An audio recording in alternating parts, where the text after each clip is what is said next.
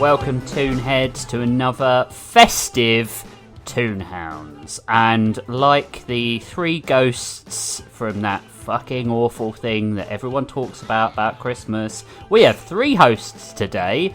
I'm Rich, and with me as always is Spiffsy. Hello, I'm the host of Christmas Yet to Come. No, I'm the first one saying it, so I'd be host of Christmas Past, wouldn't I? Yep. Are we doing it in order? Yeah, we can. Well, technically, I should have done it first. You should have, yeah. I should have been host of Christmas Past. Yeah, then I could be host. Probably because I'm the oldest. Yeah. And then, and then we have, as is Toonhounds' regulated mandatory rule, we have Matt here as the host of Christmas Future. Yeah, the host of Christmas Forever. You can't get rid of me. It's like Tiny Tim, I can't die. Yeah. Matthew, who did not die. Yeah, did not die, no matter how hard we tried.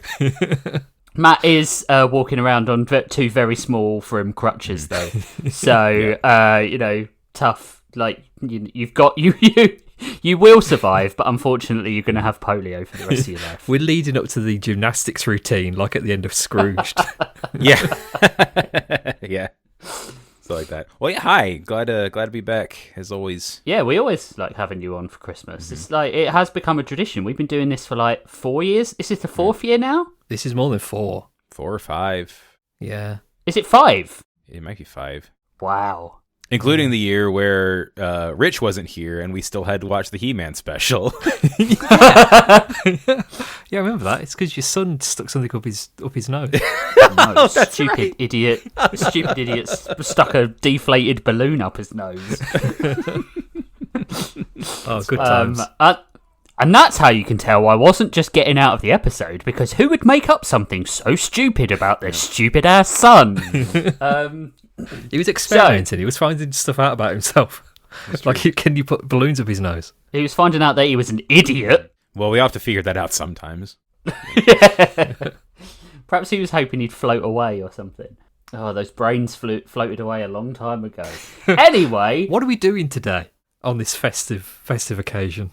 We watched 3 separate Christmas specials. Yeah. Of A quality. I won't say what one. Yeah. So, we watched Shrek the Halls, Olive the Other Reindeer, and the Chuck E. Cheese Christmas that almost wasn't. Yep. Was it almost wasn't because they didn't have a budget? I found out like 2 days ago that they've just released a new Chuck E. Cheese Christmas special, like this month. Oh, for God's sake. Wow. Next year. So we're so timely. I'll bet there is more animation in the first minute than in the entirety of the Christmas that almost wasn't. Yeah. So, we'll talk about Shrek the Halls first. This is our first foray into Shrek, isn't it? We haven't done Shrek. Yeah. This is a weird one to start with. It's a bit, yeah. We've done a lot of DreamWorks, but we haven't done any Shrek.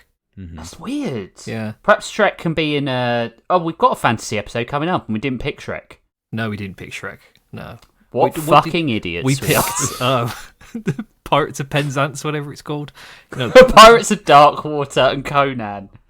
Yeah, Conan. I was about to say, there's a Pirates of Penzance animated movie? I didn't know that. It wouldn't surprise me. So this one is a 2007 ABC special by DreamWorks that is after the third film. Mm-hmm. Yeah, because the babies are there. Because the babies are there. They don't have the babies at the end of 2, do they? I don't remember. No, they don't. No, that's the Prince Charming one. Yeah, I was gonna say they don't, because I've only seen the first 2 Shreks and I was a little confused about where the babies came from. Yeah, right. Do you need us to explain where babies came from? Well, this is not the show. Shrek's babies came from. This is not the show for that. When a mommy Shrek and a daddy Shrek. Well, they literally are. Like, yeah. It's weird because like Shrek's animation, it was at the start of that sort of like. Well, was it at the start? It seemed like it was at the start of the sort of like 2001 was Shrek. Yeah. Commercially acceptable. The first Shrek movie was kind of when it was getting decent. Yeah. It wasn't just Pixar that was making decent looking 3D CGI movies. Yeah. But it felt like the latter stages of the Uncanny Valley stages of 3D animation, right? Yeah. But the problem is that Shrek doesn't ever seem to get any better. Is what I want to say. Quality or in design? Both. Yeah. Both. When you look at him, he is just a weird, bald green man with the weird ears. It is definitely. I didn't do a side-by-side comparison, but yeah, especially in this special, it looks exactly the same as how it would in the original movie. I've got a theory on this, on why Shrek kind of looks okay from like a 20-year perspective. It's because he's all slimy and like wet. Yeah, it does look a little wet. Like giving a 3D model some texture is the wrong word, but some viscosity, I guess. Yeah. Does make it's like fur on a 3D model, right? Yeah. It hides some of the imperfection and stuff, unless it's like, what they do in Food Fight with that weird chocolate ferret thing. Yeah. I'd forgotten about that. But like this was relatively successful. It grossed like $16 million in home sales. That's really strange to me. This is the first time I've seen this. I remember it being on BBC at some point, but I've never watched it before. It's one of them I knew of it. I guess like when we were all younger, did you guys used to? I know like we all watched Charlie Brown Christmas Special and like stuff like that, but like even like stuff like this, if this had been on the telly at the time, on the TV, I would have watched this on Christmas Eve. Yeah. No doubt. Yeah. Yeah, I probably would have, but this is I never made the time for Shrek the Halls. No. So the story of this is essentially Shrek and his new family are in a sort of like Shrek's convinced by Donkey that Princess Fiona would want a Christmas, and he reluctantly accepts after finding out that Fiona does like Christmas. And then everyone turns up and he gets mad, and then that's kind of it. This is a 45-minute movie about Shrek being in the right and everybody he knows being incredibly annoying. And rude, and he could handle it a little better. Yeah. I mean, they did set him on fire, though. I would be They set him on off. fire. Like, they ruined his storytelling. They wrecked his house. They set him on fire. And then he has to apologise to them. Yeah. And also there is the if you're hosting Christmas, you are the host. So I know it's Donkey's job to be annoying, but when he's doing all the things that the host of Christmas should do, I feel like it does come across as really, really rude. Yeah. Justice for Shrek.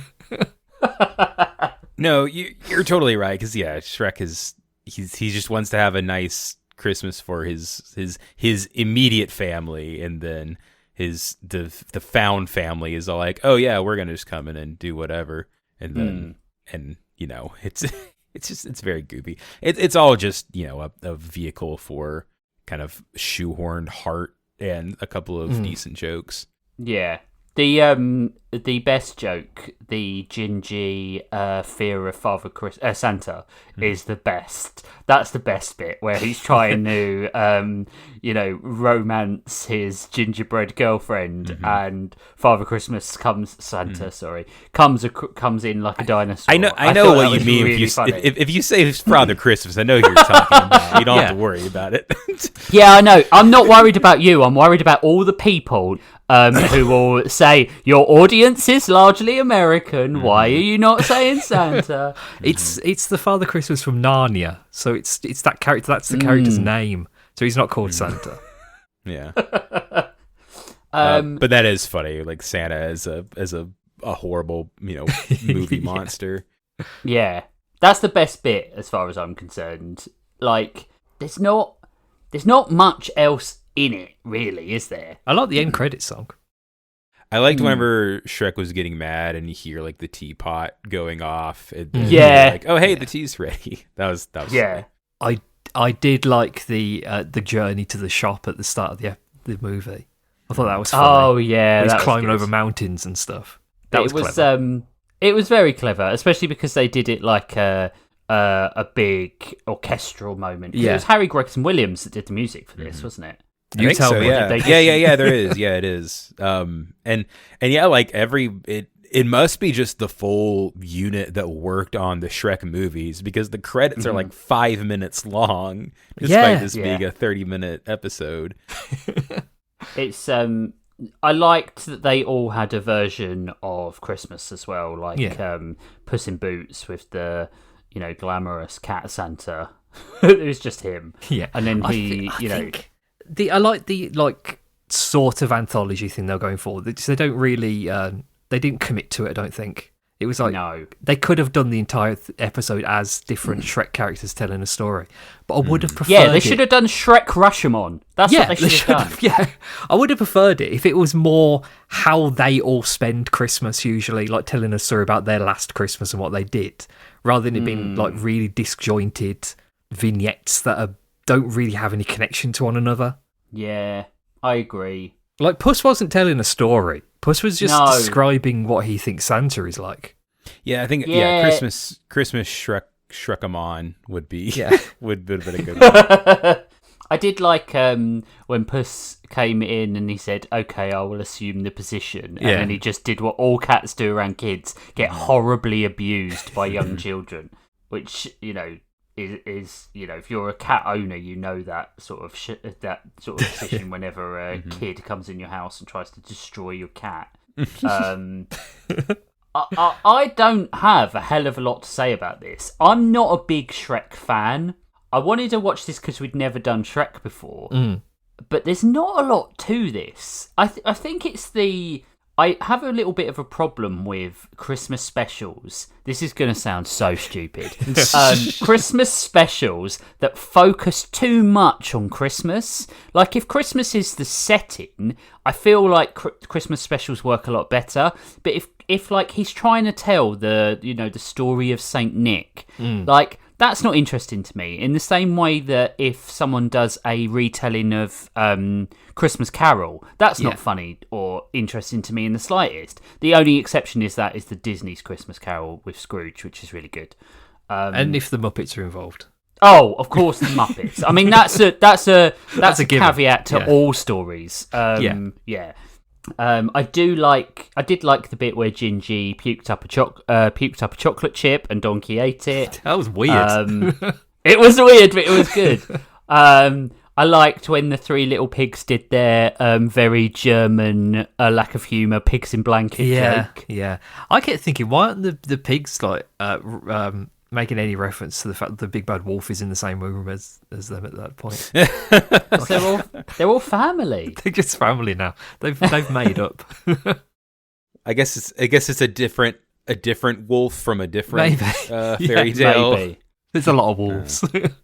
Yeah, that's the wolf from. It's the little Red Riding Hood wolf. Riding Hood. Yeah, maybe I'm going by Fables lore. Yeah, where it's it's all the same. Yeah. I don't mind this special. I just think it's a bit weird. No. It's a bit bland. Yeah, it's. I don't think they committed to the bit. No, that's the main problem with it. I think as well, after a while, all the side characters are more interesting to me than Shrek and Donkey.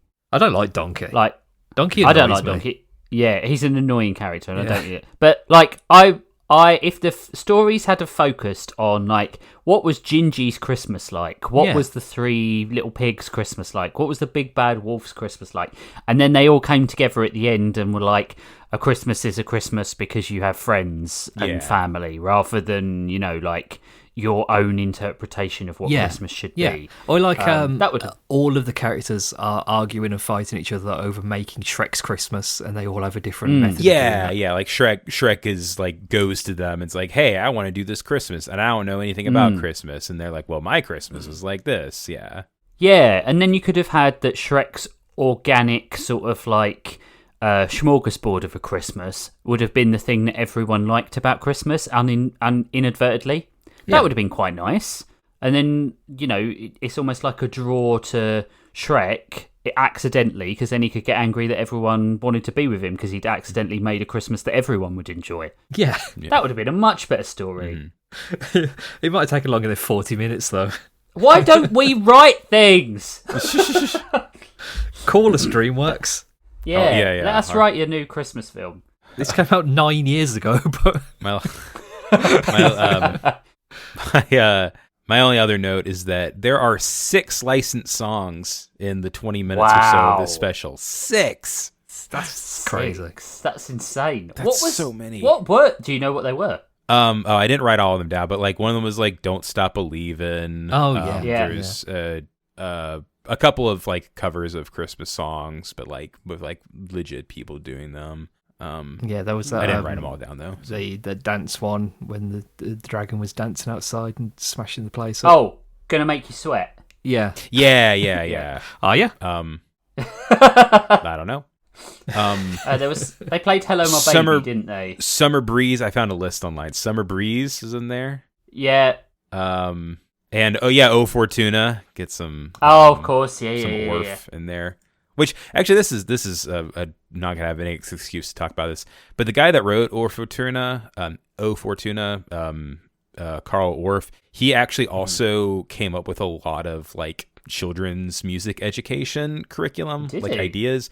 So like the modern, like a lot, like because my wife does music education for kids, and there's a lot of Orff related stuff that's gets talked about a lot, and it's just kind of one of those weird connections that the guy that wrote that also, came up with programs for kids to learn about like, percussion. And That's stuff. Cool. That's like one of my favourite sort of ones of those is the guy William Moulton Marston, the guy who wrote A Wonder Woman, is the inventor of the lie detector. That's always been really interesting to me as well because of obviously Wonder Woman's got the. Did I say Wonder Woman? Yeah, you did. Yeah, I did say Wonder Woman. Right, okay. I thought I said Princess Diana. No. Because that was what I was just about to say. Because she is Princess Diana, really, but not the one who died. Not the people's princess. Not the people's princess. But Wonder Woman has the lasso of truth. I always thought that was a really cool little fact that most people know now, but lots of people didn't. So Wonder Woman's like a combination of a lie detector and a BDSM. Yeah, absolutely. They had a lot of music in this because they had Ride of the Valkyries as well, didn't they? And like Jingle Bells and some of the new normal stuff. Yeah, it's that DreamWorks money. They can just go into the vault and pull all this stuff. And because it was the days of physical media, the licenses wouldn't have expired, so you wouldn't have had Guardians of the Galaxy without the music that originally made it famous, like Disney have at the moment. It's crazy. What a great model that is, Disney Plus. Well done. Well, they had to put all the money into the AI. They got no. They can't afford music. Yeah, well, the AI, like the intro they did for what was that shitty Disney Plus? No, they do. They've spent like $1 billion. They're teaming up with OpenAI. They're doing like people can make AI movies using Disney characters. So they've licensed everything out to OpenAI. See how that goes. Yeah. Stupid idea. Very stupid idea. I hope they crash and burn in the biggest fucking way possible. Seems like it's going that way. And then all of their business can go over to DreamWorks and make more Shrek movies. Yay! Yay! Oh man, Shrek meets who could Shrek meet from Disney? Shrek versus Gaston. Shrek is the last bastion of freedom and artistic expression.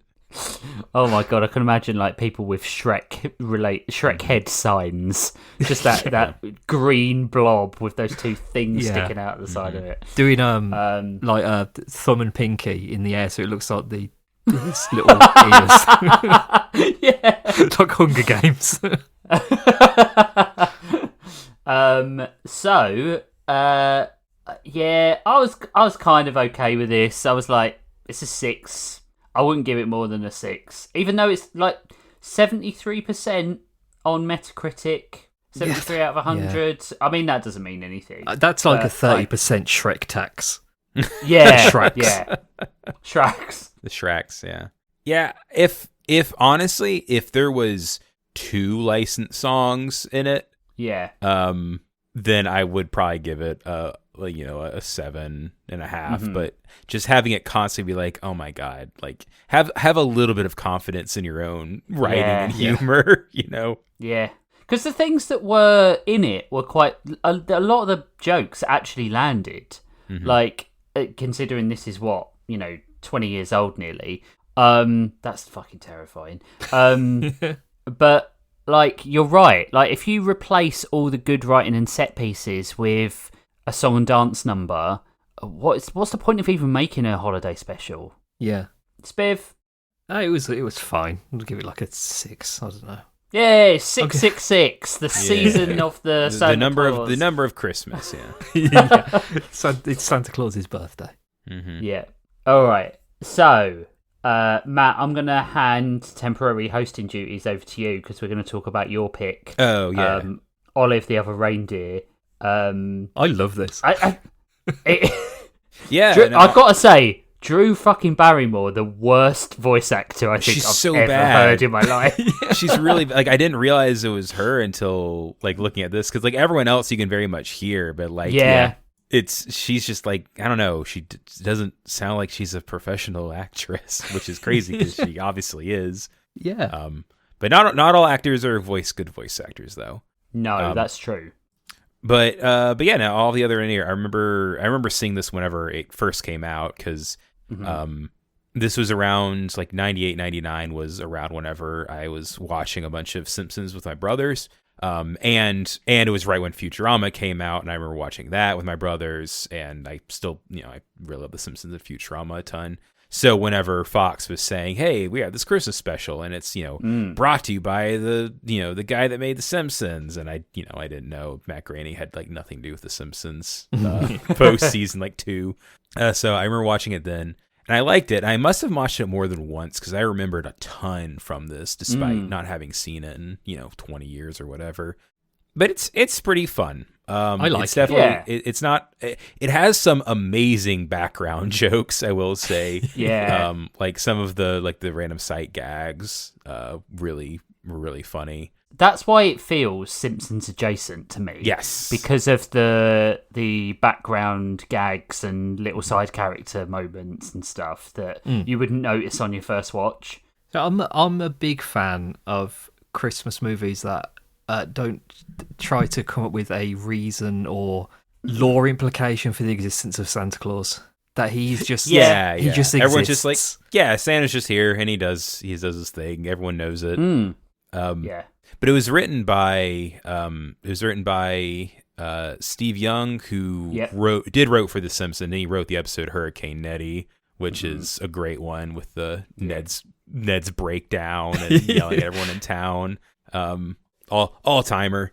Diddly diddly diddly diddly. Yeah. Gotta be nice, diddly diddly diddly. God, I have to stop myself from just quoting everything from that episode.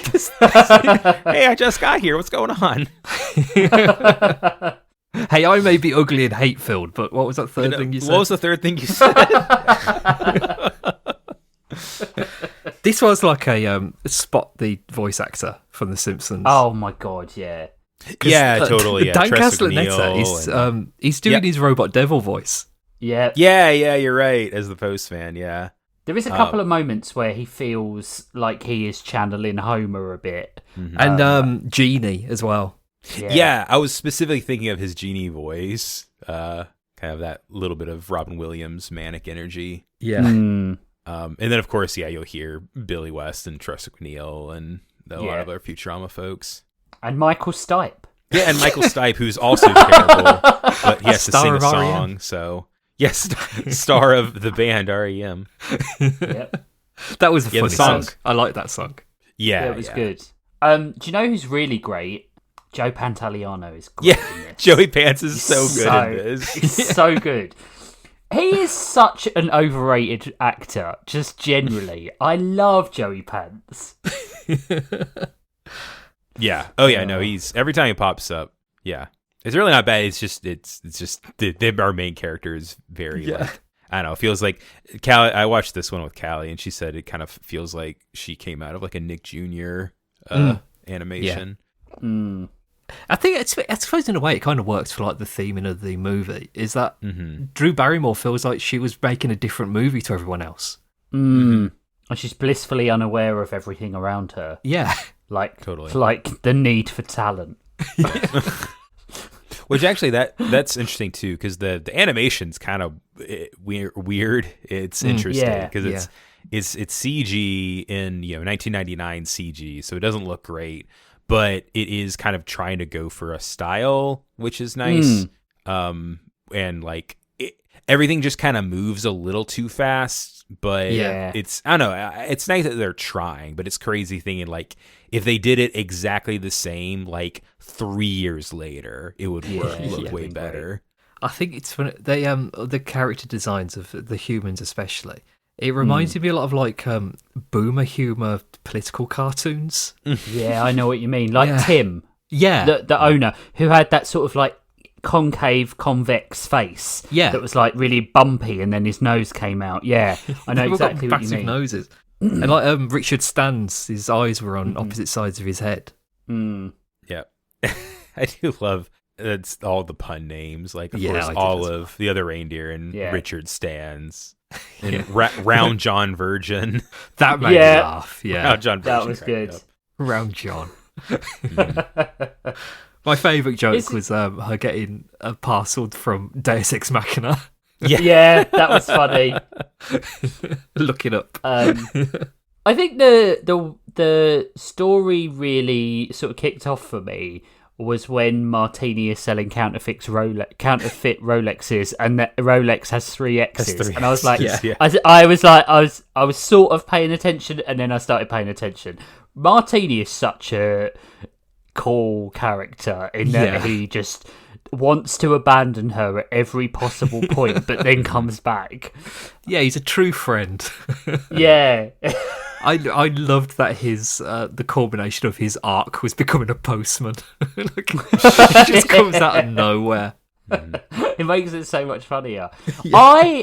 I saw this when I was much younger, but as I watch this now, it feels like it's the movie to a series we never saw. Do you feel like that? It's so funny. Callie literally asked me when we started this, like, was this like the Christmas special for a TV show? And like, no, it's not. Because it does just kind of introduce these characters as if, oh yeah, the Flea, your favorite character, the Flea, that's in 2 scenes in this, but it's treated like they're just the main person. Yeah. It doesn't feel like it's also just a like postman and dogs notoriously don't get on, so that's why they are enemies. It feels like there's a history that we're not made privy to. Yeah, because she says that you're gonna kick me, you're gonna spray me with something. Yeah, like what happened in your past, Olive? What's wrong? And there's lots of like, because of the little jokes about like the metal files and the monkeys escaping the zoo and stuff like that, you think like, is this a regular joke that happened in this TV show that we never saw? It's some other reality. There's an Olive show. Yeah. It crossed the great filter. Yeah. And arrived in our universe. It was really funny though. It's a movie about gaslighting. Yeah, because like that flea, I don't know if they were doing it on purpose. Oh my god, I don't know either. Yeah, my favorite. Well, actually, one other voice actor I wanted to call out is Ed Asner as Santa. Who he's great because Ed Asner is great, but Ed Asner played Santa in Elf, so he plays Santa again just a couple years later. Which I wonder how many times he's played Santa. He's a good Santa. Is he still alive? I don't think so. I don't think he passed away. He passed away a couple years ago. Yeah, I mean, he was considering he was in his heyday with like the Mary Tyler Moore Show and stuff like that, and that was what 1970 in the 70s, or something. Yeah, I think if he would be very. He would be very lucky if he was still going. Yeah, so we can't get him on the show, is what we're saying. No. Well, I've got a surprise for you. Dig up Zombie Asner. And my favorite visual joke is that whenever they're delivering the presents, the last place they go to is like the Zizius. And that's it. That's the end of it. Because it's like the end of the alphabet. Yeah, they delivered the presents in alphabetical order. I thought it was really funny that they bought the Pope a baseball cap with a P on it. I love that too because like that's the current Pope is a White Sox fan. Yeah. He's from Chicago, so that's not outside of the realm of reality. Yeah, it's I think the janky animation that they chose and like forced perspectives and all those sorts of things really, really made it feel quite like comedy art house film. Yeah, I know what you mean. And I kind of paid attention to it more because it was so unlike. I mean, like, you know, part of the reason why I didn't gel with Shrek was because it was just like this animation has not changed in 10 years. Like they were still using the same character models. Like they hadn't tried to make handsome Shrek yet. But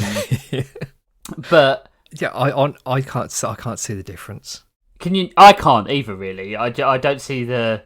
I can't tell. I don't know what people are talking about. No, I can't. It looks exactly the same. Maybe I'm just not, frame by frame watching Shrek enough. You're not pausing it at the right moments. But this, like, I feel like if this had have been made any later, it probably would have been more successful, but it wouldn't have been as interesting to me. Yeah, it'd be more homogenized, wouldn't it? Yeah. It would look like everything else, unless they did it full 2D animation. If they did it 3D, it would just look like, I don't know, maybe like Sherman and Mr. Peabody, maybe. Yeah. I quite liked the fact that it looked like, you said, like a Nick Jr. show. Yeah. It looked like Ed, and Eddie. Like, Ed, and Eddie would finish and then this would start, Yeah, on Nick Jr. Well, no. Yeah, it'd be like Mickey Mouse's Clubhouse and then this would start. And then Ed, and Eddie. And then Ed, and Eddie afterwards, yeah. Ed, and Eddie. And it had great music as well. I mean, unfortunately, some of the songs were sung by Drew Barrymore. Yeah. Who still is not... She's not a good... The songs were singing actor. But I think they work... They're the right level of being a bit crappy for a Christmas special. Christmas, yeah, exactly. It's like... I mean... The songs in Charlie Brown, like when they're singing, aren't fantastic, to be honest. Like the Christmas Time Is Here, where they're doing that over and over again. They're not songs where you think, oh, this is a bop. But like, I think that's just the magic of Christmas. Christmas songs are usually a bit shit. Yeah. Music's by Christopher Ting, who did Futurama's music. So connections there too. I feel like the songs could have been a bit funnier, but I actually don't mind. Like you say, it's a Christmas thing, so it's perfectly acceptable, right? Yeah, and that's just what you want from a film. Perfectly acceptable. Yeah. That's the Toonhounds seal of approval. Straight down the middle. I mean, out of the three things we watched, they were not the worst Christmas songs that we're going to hear today. No, oh, man, no, absolutely not.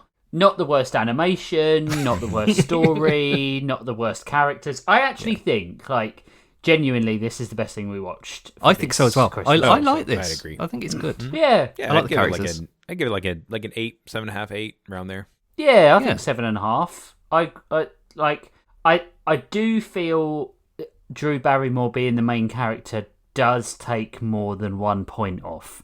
Her voice acting is so bad that it's just like every time the character speaks, I'm pulled out of the story and focusing on how bad a voice actor Drew Barrymore is.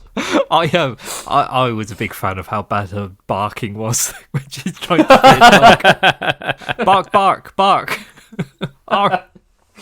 Drew, can we do one more take of that, please? No, I'm sorry, I'm busy. I've got Charlie's Angels to sequel to do. Wait a minute. Isn't Drew Barrymore in Shrek? Yeah. No, no, it's not. It's Cameron Diaz. Oh yeah. Same person. So if Lucy Liu is in the Chuck E. Cheese one, then we have unintentionally found a real big connection here. Spoilers, she's not. I wish she was. Lucy Liu was in Futurama though, so there's the connection. That's true. She also was in the animated sections of Kill Bill.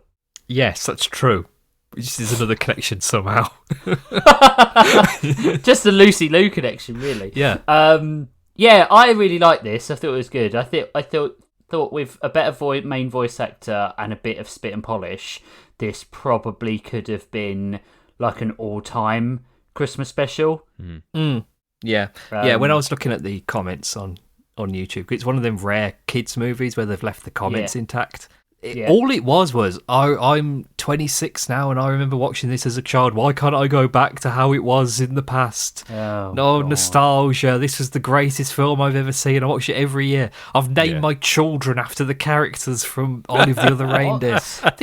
Get a life. Jesus Christ. It's a movie. Special. Yeah. There's so many of them. There's so many things. I named my child Flea. Yeah. He's in the Red Hot Chili Peppers now.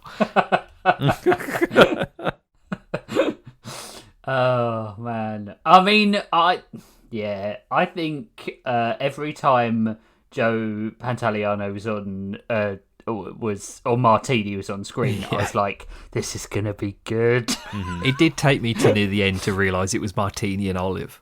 Yeah. That's cute. Yeah. I didn't think about that. That's cute. Should we take a short break? Yep. And then come back and talk about Let's say the Christmas the marquee review for the week. We're all here for. We discussed which one we should talk about last, and Spiffsy said this one, the Christmas that almost wasn't, and some of us wish it definitely wasn't. We'll see you in a sec. Goodbye. Pizza Hut, pizza to go. Pizza Hut, pizza to go. Pizza Hut, pizza to go. Pizza Hut Pan Pizza is a special way to warm the busy holiday season. So call ahead and we'll have it fresh, hot, and ready to go. Pizza Hut Pizza to go. Welcome back, everyone. If this is it, the final review of the year for Toonhounds, we're gonna do the Chuck E. Cheese special, The Christmas That Almost Wasn't, from 1983. This film is as old as me. yeah, and almost as good. It has the same stilted movement as me. Same blurry vision. Oh yeah, man. The Christmas That Almost Take Wasn't. it away, Spiv. So you know Chuck E. Cheese. Well, we don't know Chuck E. Cheese. Chuck E. Cheese isn't really a thing here. We have a wacky warehouse and outside in. What? Don't you know the Outside Inn? It's a chain of restaurants with a soft play area. Wow. Which is basically like Chuck E. Cheese, but we don't have animatronics. I don't think anywhere in the UK has animatronics. I don't think they're a thing here. No. Maybe somebody can correct me on that. But wait a minute. We have things like those fake dinosaur parks where they have animatronics, stuff like that. Yeah, but I don't think we have restaurant animatronics. No, that's not really a thing here. No, I wish it was. Because if it was, we would probably make a better movie than The Christmas That Almost Wasn't, which is barely a movie. It's a PowerPoint presentation about the lead singer from Bowling for Soup and a dog going around to the North Pole to try to do something with Santa. Honestly, I do not understand what the plot of this movie is and why they were going to the North Pole. I don't think it matters. I think they're going to bring they want to bring the letter Christmas for list. Santa. Yeah. Why did they just send it by post? Maybe they don't trust the post office. Yeah. Maybe they can't reach the slot in the mail thing. Well, these are Chuck E. Cheese is a human-sized rat. This is established in this movie because he's the same height as Santa Claus. I never thought of that. No. So this movie, quote unquote movie, it was made by Cadabra Animation. Is that what they were called? Cadabra something? Cadabra? Like Cadabrascope, I think. Cadabrascope. That was it. Yeah. Cadabrascope, which was founded by Nolan Bushnell. Yeah, the Atari guy. Yeah, Nolan Bushnell also founded Chuck E. Cheese. He did. So. Yeah. Yes. Yeah. And Cadabrascope, I don't know if it was at this point they had already sold to Pixar, but Pixar now owns Kadabroscope, or it was like integrated into it. What I saw was that basically this failing or like not getting an official release or something, whatever happened with it, made it so that they had to sell it off, and they sold it to Lucasfilm and became part of Pixar. So some early Pixar people worked on this. Yeah, and the reason that it looks so weird because when we say that it was a PowerPoint presentation, there is no animation in this animated movie. It is all still images. I think there's one part where you see a sled going past for about 3 frames, and that's the only piece of animation in the entire film. It's because they weren't going to animate it traditionally. They were going to use tweening to do it, so they only drew the necessary panels, the necessary storyboard, and then they were just going to use computer technology to do the in-betweens, and they never did. So it just looks weird now. It's just a series of still images. Here's the real question. Would it look worse if they had used 1983 tweening technology? Yeah, absolutely 100%. It would look really bad. I think it would have looked worse. Yeah. Surely somebody has done it, like tried it. Mm-hmm. I mean, there's some freaky Chuck E. Cheese fans out there. Somebody has spent the time to fix this. The aforementioned fandom of Chuck E. Cheese. The cheeseheads. The adults obsessed with Five Nights at Freddy's, obviously. Mm-hmm. Yeah, obviously. I gave myself a real bad migraine watching this because I was blinking between the frames as they were changing, and I was trying to focus so hard because the frames change every sometimes half a second, sometimes 3 seconds, and it was like I kept thinking I'd missed things, so I kept having to go back. I didn't miss anything. It was like in Blade Runner where they like flash images in the face and have to answer the questions about turtles. You were having that going on. I was, and so now I'm a replicant or whatever they're called, replicants.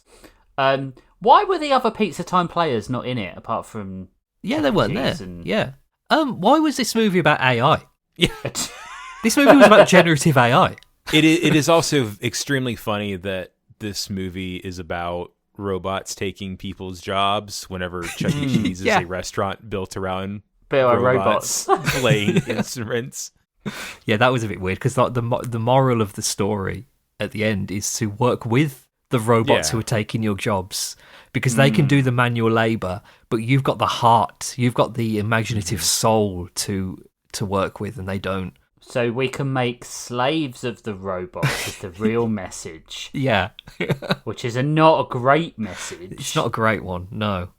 They can do all the boring stuff like crafting things. That's all the uncreative stuff like making, putting things together. You can do the fun stuff, like telling them to put this thing together. This was the longest 25 minutes of my life. It just kept going. Absolutely. It was. I can't believe it was less than half an hour long. I literally watched it in 2 sittings because I couldn't take it. There's not been a lot of in our 6 years of history of Toonhounds or however long it's been where I've watched something and I thought less of you because of it.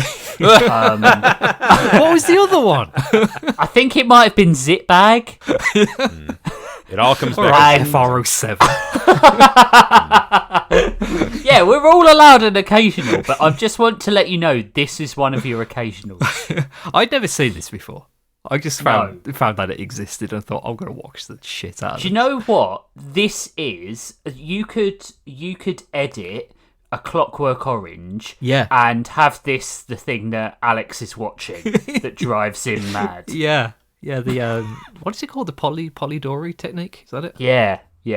Because that's what I felt like. I don't think Pomodoro it's technique. Polidori is the guy who wrote The Vampire. He was the one who was at the cabin with Shelley. It's Pomodoro technique. Yeah. Tomato. Yeah. Nice red tomato. I just... And that actual technique from A Clockwork Orange is the only way to watch this, so you don't with your eyes spread open. Yeah. This was played. Well, apparently, I mean, I can't find any evidence that it actually was played inside of Chuck E. Cheese restaurants, but apparently it was. It said that it was showed on in like the TVs inside the restaurants, but that sounds insane because who would sit and watch that? It's some it doesn't kid, make any sense. some little tiny Matthew Tucciarone looking at it being like, is there something wrong with the TV? Why is there nothing happening? Yeah, with your propeller cap on and your giant lollipop. Yep. I could see it playing on the screens at a Chuck E. Cheese, like up in the corner of the room where no one is interested in it. Yeah. But I couldn't see it like on a screen. I couldn't see it on a home screen or a cinema or something like that. Yeah. It also says that it played on a radio station, which makes a lot more sense. Mm. A radio station? It was played on a CFAC in 1986. Wow. I mean, Yeah. I do get that, but also there's a lot of just long kind of sequences where there's just music. And Yeah. it doesn't make a lot of sense in context, but it makes even less if you don't have the visuals. there to know were, what's going on. Yeah. There were 3 songs to enjoy in this film. Were The there? first one was sung by the Elves, and it was called Yes Wait a We minute. Can, and it was Matt, quite bad. Matt, are you saying were there 3 songs or were there 3 songs that we enjoyed? I'm saying would they enjoy? We greatly enjoyed all of them. Of course. Oh God, the Elves' voices were so annoying. Yeah. I didn't like it at all. I don't know what they were trying to do. It was like that. Oh, it was just bad. And I think no one had a reason to do anything in this episode. no. Oh, do you know what? Really, like, this is going off of that. It really pissed me off. The whole thing is that the elves can't get the toys done quick enough, and that's why he's built robots to do it. Apparently, they didn't have conveyor belts until like the year before, which is insane. They build robots to make the toys for them, and then near the end, Santa Claus like winks at the camera and says, "Maybe a bit of Christmas magic will help." Why didn't you do that earlier? Because he's a lazy fuck. That's why. He was just standing around watching the elves suffer, not being able to get Christmas done, and he had the power to change everything the entire time. What's wrong with him? I don't know, but you've pointed out a major flaw in an already major flaw. I do I don't, not like in an actual way, but I do kind of like the music and the sequence with the robots taking the job, where it's like the squares. Yeah, it was all EDM sort of. It was quite good. Which is like the closest thing to animation in this special. Yeah. And it's, you know, it's this goofy, terrible, you know, he's like early 80s synth kind of thing. Yeah. And also the robot design looks exactly like Alpha from Power Rangers. Yes. Yeah. Yeah. On the Chuck E. Cheese fandom wiki, somebody has uploaded a page called The Christmas That Almost Wasn't Transcript, which is supposed to be the script of the movie. They got as far as the introduction of the elves, and one of them saying, "We're never going to make it," which is in like the first 3 minutes of the episode, and then they gave up, and it just says, just gave up. Oh my god, you're right. To be continued. TVA. That's as far as they got. Oh, that's Wow. super funny. I saw that on the wiki page. I figured they wouldn't have submitted it without finishing it. Oh man, they did like 20 lines. Of it. They just gave up. I mean, wouldn't you? Yeah, I wouldn't have started. It's like the Monty Python joke. Then the animator died. Yeah. I'm also finding out now that there is another Chuck E. Cheese movie called Chuck E. Cheese and the Galaxy 5000, a direct-to-video special. So maybe we'll have to do Please. we'll have to come go. back to Chuck E. Cheese at some point. I don't think we will. It might not be animated though. That's a problem. This one wasn't animated. What do you mean that one might not be animated? How can you get less animated? It might be people. Do you know what though? I actually did. If I can say something good about it, I didn't mind the still frames themselves. Like some of them were actually quite good, right? For 1983. I mean, think like. Have you seen the one that I posted in the chat? No. It's in cartoons. Oh. If you go up a bit in cartoons, you'll see the elf who's holding the plane. Yeah, that one's weird. But Yeah. the one of them together in the car is quite sweet. Yeah, Chuck E. Cheese is looking at that dog like he is in love. Oh, he is. He clearly Yeah. is. But, like, if you look on the wiki page, like, if you just look at them as still frames of animation, they don't look much less janky than, like, if you took a frame of animation from the Rescue Rangers or something like that. Yeah, or like, it reminds me a bit of the Care Bears Adventures in Wonderland. Yeah. Like, that's sort of, like, made for TV. I agree. Animation quality. Jasper... so I don't like his hands. I don't like Chuck E. Cheese's hands. He looks like he's got a cleft palate. Yeah. Yeah. It's really unfortunate that they've made him look like that. And I know that is how dogs look, but you can't normally see that much of the gum in a dog. Yeah. And it makes him look like his mouth is sore. Yeah, like he has a serious issue that needs to be addressed. Yeah. Yeah. I mean, Chuck E. Cheese has got a serious issue that needs to be addressed as well. He's from New York. Yeah, he's from the New York sewer, apparently. But and also his nose droops. His nose droops down, which is never a good look for a cartoon character. Controversial opinion. Chuck E. Cheese has never looked good. There are no good Chuck E. Cheese designs. Yeah. As Most controversial thing I've ever said on this show. As in the whole of the pizza place? Yes. No, like out of every design he's ever had. Like, they redesign him every couple of years. Like, now he's meant to look like he's like a cool punk rocker because they've got the guy from Bowling for Soup voicing him. Yeah. You know, he's got a guitar and he wears jeans. That's pretty cool. He still looks terrible. However, I do like the concept art for him that's on... Hold on, I'll see if I can save this. The concept art is good and would have made a good cartoon. Hold on, it's going to take a while. So while you're doing that, I did look up Chuck E. Cheese and Galaxy 5000 or whatever you said it was called. Yeah. And oh my god, y'all, it is live action and it features people in the suits in front of green screens. No! Oh wow! It looks like they're about to fuck. Like. Like, it looks some really weird, because there's even, like, these, like, kind of hunky dudes in tight pants that I think are supposed to be, like, the bully characters or something. And they're, like, talking to these people in suits. I just saw them. They're really tight. Very tight. This one, it looks like they're, like, staring down Michael Jackson in Bad. Yeah, I see the one you mean. I see the one you mean, with the character who looks like the back of an axolotl. Oh my god. So no, we're not gonna do this for Toonhounds. Sorry. I can't. It's live action, we're not allowed. That's true. Have you seen Mr. Thank Munch? God. Mr. Munch, yeah. I have not. With the yellow nostrils. He's a purple grimace monster with yellow nostrils. Oh, why do people go to Chuck E. Cheese?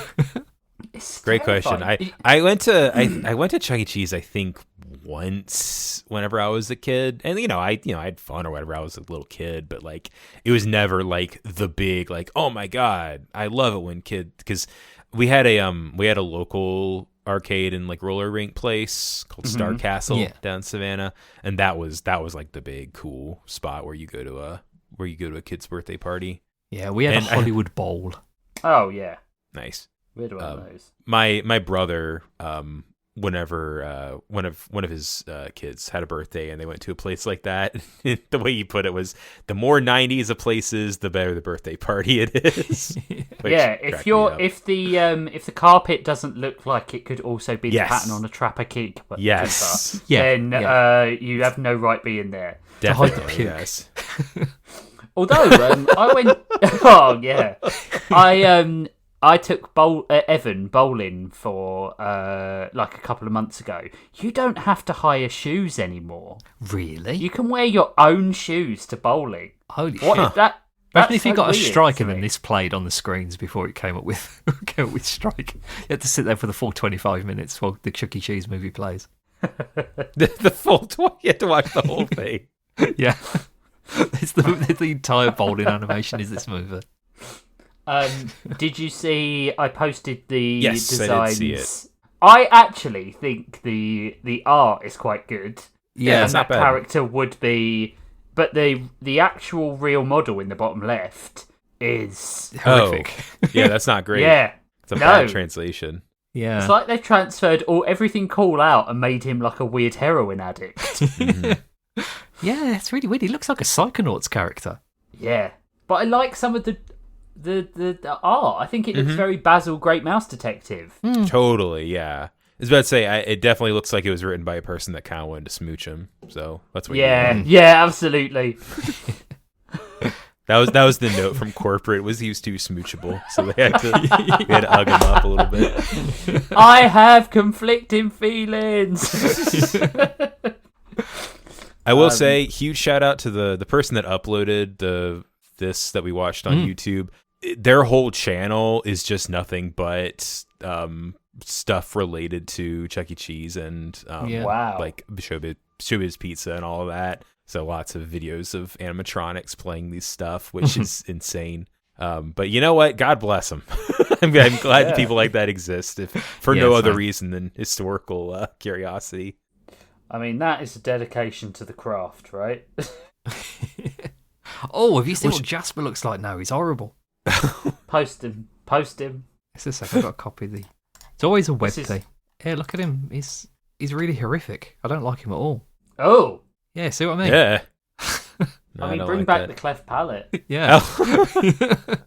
He looks like he's been dragged through a hedge. It's a shame this is an audio medium. I was going to say, you are posting all of this on the Toonhounds Discord, which I love that you're posting it on just the general channel, not in our channel. So people are just getting this confusing everyone. Confusing everyone. So when they hear this in a week, they'll be like, oh, I see. Yeah. I get it. That's funny. Oh, man. It was... I can't say I got any value from this at all. I genuinely think it was one of the worst things we've ever watched. It was the second most incomplete thing we've ever watched, because that still goes to Paddy the Pelican. That is the most incomplete thing we've watched. But I don't know if we can even score this as an animated piece. I mean, I will give it a 1. Yeah. for effort. I think I feel like I'd give it a 2 because it didn't offend me. There was nothing in it where I was like, oh my god, that's horrible. Besides anime, not like morally horrible. It's just very bad. No, it's not really animated. That's true. But they didn't run I don't know, run into the Eskimo robot or something. I don't know. Just some out of nowhere kind of instance. It's a random racist robot shows up. It wasn't anywhere near as bad as Bad Cat. No. For offensive levels or anything like that. So I think maybe you're right. You've convinced me. A 2. A 2. I'm going to give it a 1. Do it. Oh, man. Yeah. I'm just going to be mean to it. I think it wasn't very good. It didn't help that the audio quality was a bit shit in the copy of it, like the lone copy that exists. It's not very good audio, and it was a bit hard to hear what was going on. I tried putting the subtitles on, but it was one of those auto-generated, and it kept getting it wrong, so I just turned it off again. Yeah. It's just unfortunate. It needed a lot more money thrown at it. It might have been... It's one of those sorts of products that we see too often on Toonhounds that is if this had a budget, maybe it would have been in some way good. Yeah. But it's just nothing. What world would we be living in now? Because maybe if this didn't fail, Pixar wouldn't exist. That's true, I guess, yeah. it would exist the £30 form, that they got from buying this company, that paid for Woody. For Woody. I mean, I guess. The only other final thought I had was not about this specifically, but I don't know if you remember, forever ago, I just looked up, the video is 17 years old, which that's still crazy that there are YouTube videos I remember that are that old. But but it was some person like got a bunch of the Rockafire Explosion, like the band that was in Showbiz Pizza, I think. They got like the animatronics and would like program like modern pop songs with it. And so he did a version of it with Electric Feel by MGMT, whenever that was like a new song. And like, that's what I think of when I think of the song now is this video of them singing it. I love a bit of MGMT. So that's the only other thought I have about Chuck E. Cheese and stuff. It's weird because, like, I feel normally when we watch stuff like this that has like a bad production cycle, I have some sort of connection to it in terms of like, you know, oh, it's an actor and it was a passion project, or, you know, it's by a company that, you know, I have like some sort of feelings, whether they're good or bad. I have absolutely no connection to Chuck E. Cheese at all. No. Or love, or interest, or like... So it was one of those things that was a chore to watch. Yeah. Absolutely insane that they do not eat pizza at any point during this movie. Yeah. What's that about? Like play any video games. It's like the two things you do at Chuck E. Cheese. Who were they advertising to? I don't know. There's no corporate synergy. Like, you know, you see cartoons or video games that are about McDonald's. They eat a burger at some point. Yeah. Or a burger is a power-up or something like that. Like, even with, like, the weird stuff, like that one where they were fighting with goo guns. Do you remember that game? The McDonald's I do, game? yeah. Gladiator something. Was it something Gladiators? Yeah, Global Gladiators. Yeah. That was like, you know, it was as far as it went from McDonald's, but it still felt like a McDonald's product. Yeah. This does not feel like anything to do with animatronics or pizza or video games or soft play or anything like that, or like... Okay, you know, quick pitch for a Chuck E. Cheese Christmas movie. Please. Santa Claus is delivering presents to a Chuck E. Cheese, and he injures himself in some way. He like slips on one of the balls from the ball pit, breaks his leg, uses Christmas magic to turn the animatronics to life, and now the Chuck E. Cheese gang has to go and save Christmas. That's great. I like it. Yeah. Although That's I great. think the boys in corporate aren't going to like that you can show that we can get injured at. Interesting thought I just had. Do you think because some of the people who worked on this transferred to Pixar, do you think that's why we get the Pizza Planet scene in Toy Story? Maybe. I mean, maybe. Maybe. Who knows? Who knows? Who could ever tell us? Well, here's our special guest. Let's get a list of everybody who worked at Pixar in 1994, and we'll find out. Wait a minute, It is every single one of them. It was funny. I did look into a little bit of like early Pixar history, just because it's fascinating. But it's so funny reading about some of the people, and it's like, oh, they invented the Alpha channel on like on computer graphics, which if you don't know what that is, that's the reason you can do like transparent things in images, which is, it's kind of like saying they invented being able to do red like on computers. It's nuts that just a person did that. That's crazy. Mm-hmm. At least they did something of value. Yep. Yes. I don't know if it was anyone that worked on this, but No. probably not. But Wow. This would be crazy if I had alpha channels on the. yeah. It would just look like cells. Yeah. Right. I guess that's it. We've got Christmas emails to get through. I was hoping we had Christmas Yes. emails. We inadvertently picked two shorts. I was thinking, this is going to be a really long episode. We've got 3 episodes with things to talk about. We just didn't. Like, the olive one was great. Like, we spent about 45 minutes on the olive one and about 5 minutes on Shrek. 10 minutes on this. Yeah. Easy. Let's transfer to emails. Spiv, take it away. Let's get in our sloppy jalopy and drive over to the email shed. We could put it in a shed. The sloppy jalopy makes a noise like this. Yeah. We were driving along. It's tuba powered. Yeah. Oh, we've got an email here entitled IDK Xmas, I guess. Oh, wow. Festive. And it's from Squid. Ludwig. Hello, Squid. Ho, ho, ho there, Toonhounds. Hound dog howl. Oh. Joyful Yule, Merry Christmas, raucous Saturnalia, and a popping off Boxing Day, Clement Squeebus Day, and happy holidays. I look forward to listening to this episode. Thank you. I'm fresh off working for the... Do you know, I can honestly never remember if I meant to say Celtic or Celtic. It's Celtic, isn't it? Because Celtic is the basketball team. Because I said the basketball team is the Celtics. That's so what it would be the Celtic. But I'm pretty sure Celtic is. I figured you guys would know more than I would. Yeah. Well, Celtic is the football team, but if you're talking about like an event, it's a Celtic. It's event. Celtic, yeah.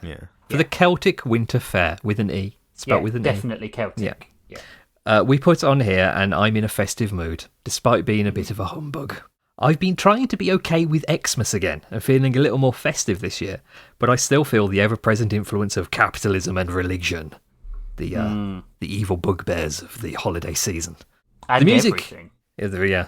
The music is a big contagion of this, mostly because the classic ones are all played in stores every day at the start of November, feeling like a peer pressure to buy. So I'm always looking for new, unpopular, or covered versions of holiday music. My go-tos are The Season's Upon Us by the Dropkick Murphys. That's a good song. Mm-hmm. This Time of Year by the Mighty Mighty Boss Tones. That's a good song. Bella Fleck's Bluegrass Xmas album, Jingle All the Way. And I do still have a soft spot for Vince Guaraldi's Peanuts music for Christmas. Mm-hmm. Hounds, hosts, and at home, what are some of your favourite Christmas songs? Any uncommon or new ones you like? I like that White Winter Hymnal by the Fleet Foxes has become quite popular. Yeah. That's that an interesting one. Yeah, because it's very different. And it feels. And I kind of like that it's kind of solidified, that like early 2010s kind of indie sound for Christmas, which I'm a millennial baby and love that kind of music. So yeah. There's I like the album Like a Gift from God or whatever by Chris Farron. Yeah. Like the whole album of that is just fantastic, and it's got Mae Whitman's in one of the songs. She sings in one of the songs, and it's got Annika Pyle in it and Laura Stevenson. Jeff Rosenstock does a song. It's a really good Christmas album. If you're into Orange County ska adjacent punk music, like DIY punk, it's a really good album. I'll check it out. Matt, you got any? One I haven't listened to in a while, but one kind of deeper one that I always loved is Sufjan Stevens always did Christmas albums. He's done like a bunch of Christmas albums at this point. He did like Joy to the World and Worst Christmas Ever, didn't he? Yeah, he's done like I think he literally has done like 12 Christmas albums. Yeah. Because dude loves Christmas. But he has lots of interesting versions of kind of your standards, but then has lots of originals and the very, very sad versions of stuff. And that's also where he'll do a lot of like just normal hymns mixed in with the Christmas music, which I still have a soft spot for a lot of hymns. Like his version of Come Thou Fount is like genuinely really moving. Yeah. And then he'll do like weird Christmas songs that they already existed before, but he'll do like the full like 6 verses that no one else does nowadays, stuff like that. So I like Christmas at the Zoo by the Flaming Lips.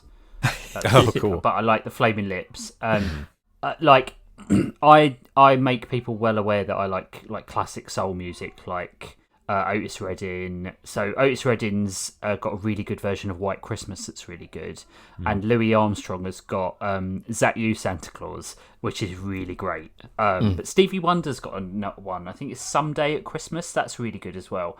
I think soulful Christmas songs, like anything by Nat King Cole or anything like that, it's just feels so timeless to me, because it played in my house when I was young, but also I play it now. Like anything from like someone deeply soulful singer, or like something that's got like a jazz element to it, is always really good for me. Yeah. I Want an Alien for Christmas by Fountains of Wayne. By Fountains of Wayne. Yeah, that's a great one. I love I love Fountains of Wayne. Yeah, me too. I haven't heard that one. I'll have to look it up. It's really good. Badly Drawn Boy did Donna and Blitzen. That was quite good. It feels like a long time ago now. It probably was. Yeah. There's lots of Christmas music that doesn't suck, though. But I genuinely, like, if I hear the opening of All I Want for Christmas, it makes me feel happy. It doesn't make me feel angry or... Yeah. But then I suppose I had nice Christmases growing up, and I've got, like, a son now, so Christmas means something else. So, whereas I'm quite privileged to like Christmas, whereas I suppose a lot of people who are on their own or had, like, shitbag families, like... I totally understand why they don't like Christmas, right? Yeah, the only Christmas song that like drives me to, commit violence is Paul McCartney's "Simply Having a Wonderful Christmas Time." That's fucking awful. Which is the worst Christmas movie ever made. I don't like the Pogue. I don't like the Pogues either. I think I don't it's either. like it's the Christmas song that everyone likes because they're cool, and it's like it insists you're not cool. upon itself. It does. It does. There's a continuation to the email. Also, a more Toon-related question. What's a show you wish had a holiday season episode? I'd love a Dan episode about Krampus or the Mary Lloyd or some shit. Yeah, I can see that. Castlevania, I'd like to see have a Christmas Krampus episode. That would have been really good. I was going to say Fist the North Star. Urotsu Kadoji Christmas special. Oh, God. Omo Shundro. Matt? Oh, man. Anime Christmas? Is that the question? Just any animated show without a Christmas special. Christmas special. Oh, man. That's a good question. I'm just thinking of very inappropriate ones. Sorry, I really did with Urotsu Kadoji. I don't know, Scavenger's Reign Christmas special. That would be quite good. I could see that having to celebrate Christmas on this horrible alien planet.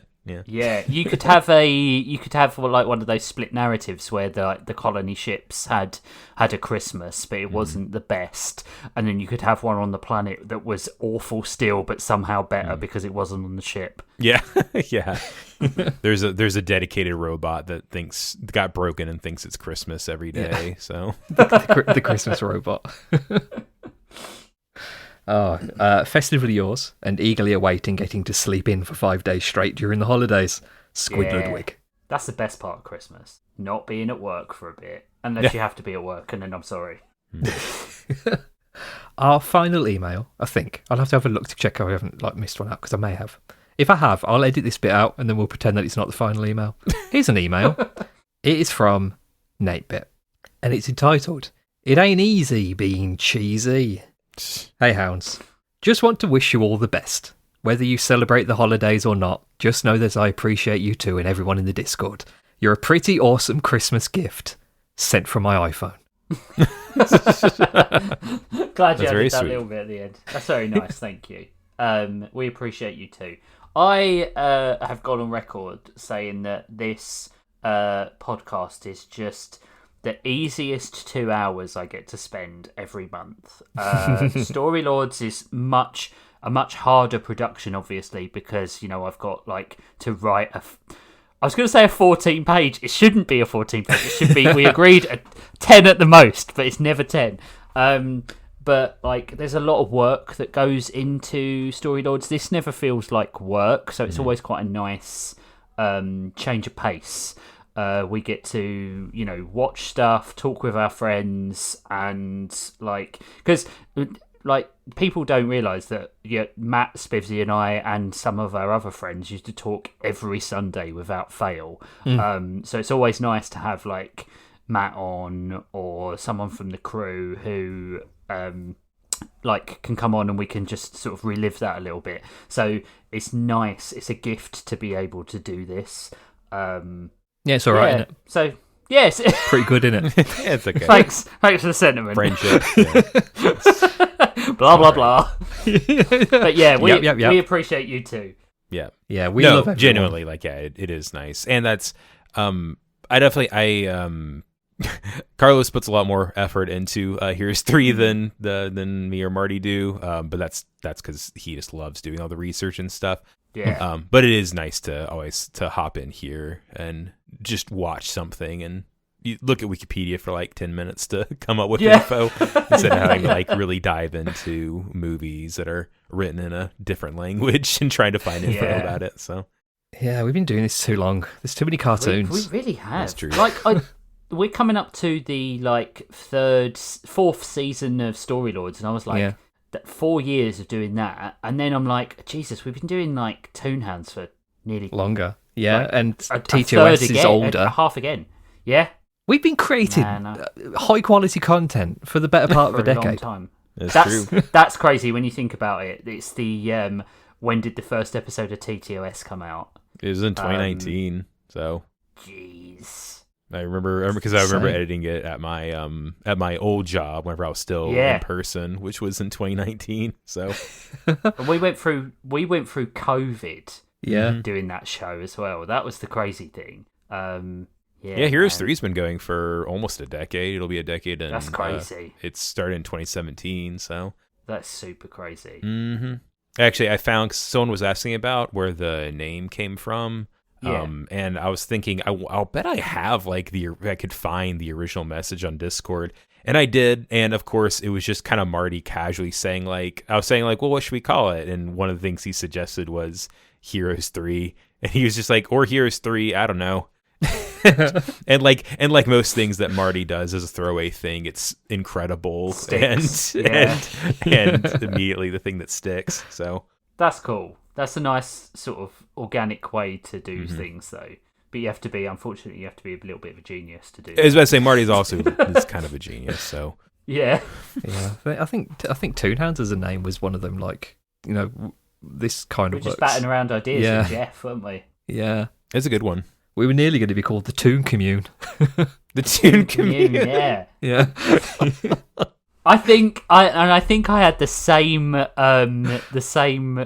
comment back then as I did now. It sounds oddly religious. It does, yeah. Yeah. Or like cult-like. Yeah. Yeah. Although, if it fits. Although. Right. Okay. Matt, can you tell us about Heroes 3, please? I can, yes. So that, I guess I didn't say that. I'm the main place you see me on the internet is I am the co-host and editor for Heroes 3, which we've been going for, since 2017. But every other week we talk about a movie from mainly we focus on like kung fu movies from like Hong Kong action stuff. But we also like to talk about like Japanese stuff, and we try to hit a few other Asian countries.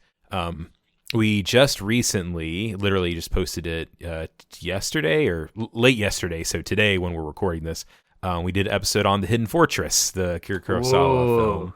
And that's going to finish up our 2025. But we've done a lot of really fun stuff this past year. And you should definitely check it out. And we're going to focus on some more animated stuff next year because Carlos was watching a ton of mainland Chinese animation because they've been really kicking that up in the past couple of years. So you did Infernal Affairs recently. Yes, we did Infernal Affairs. That's one I'd been waiting for. So, Infernal Affairs is such a good movie. Yeah, it's so good. I was a big fan of it, and I'd actually never seen The Departed, so I watched The Departed 2 right afterwards. And I think I like Infernal Affairs more. It's tighter. Yeah, no CGI rat. No CGI rat, yes. But no, we talked about all kinds of stuff this year. We talked about one of the big focuses we did was like Hollywood movies by way of Hong Kong, and that's when we talked about Infernal Affairs because that was kind of like a twist on it. But we also talked about Armor of God, which is like an Indiana Jones riff kind of thing.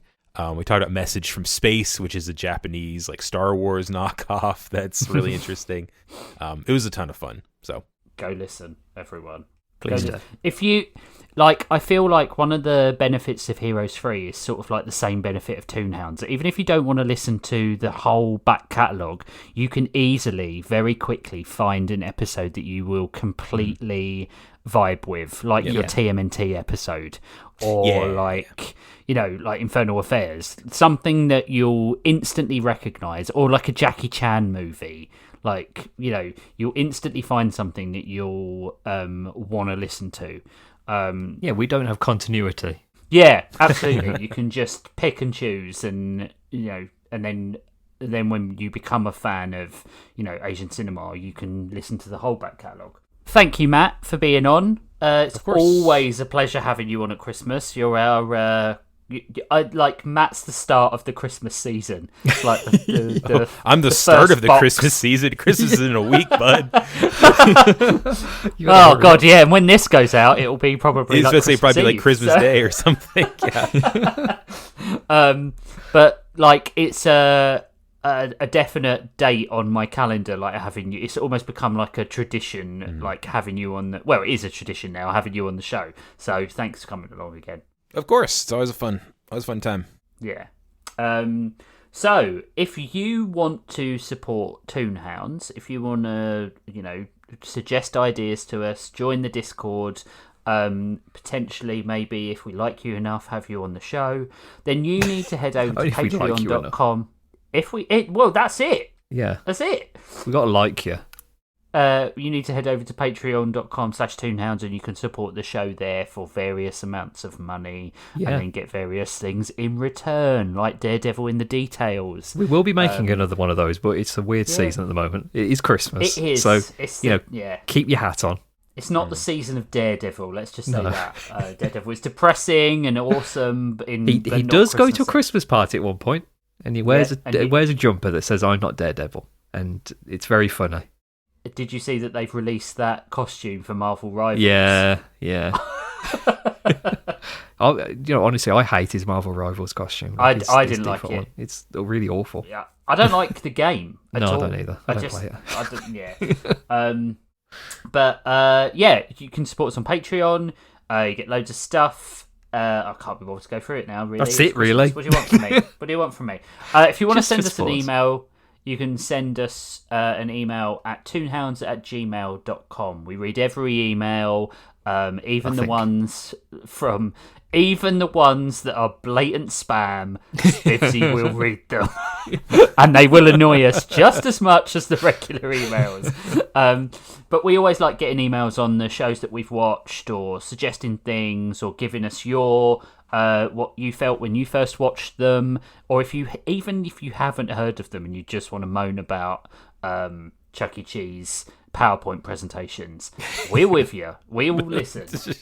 And that's it. Thank you for all your support this year and your enjoyment of the show, I guess. We've had a blast this year.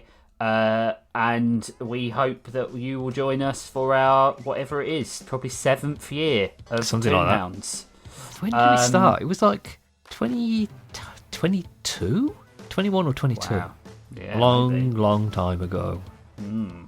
Well, we hope you join us next year and you don't think about the inevitable march of your old age and death. Merry Christmas, everyone, and we'll see you next time. Happy holidays. Bye. Bye. Bye-bye.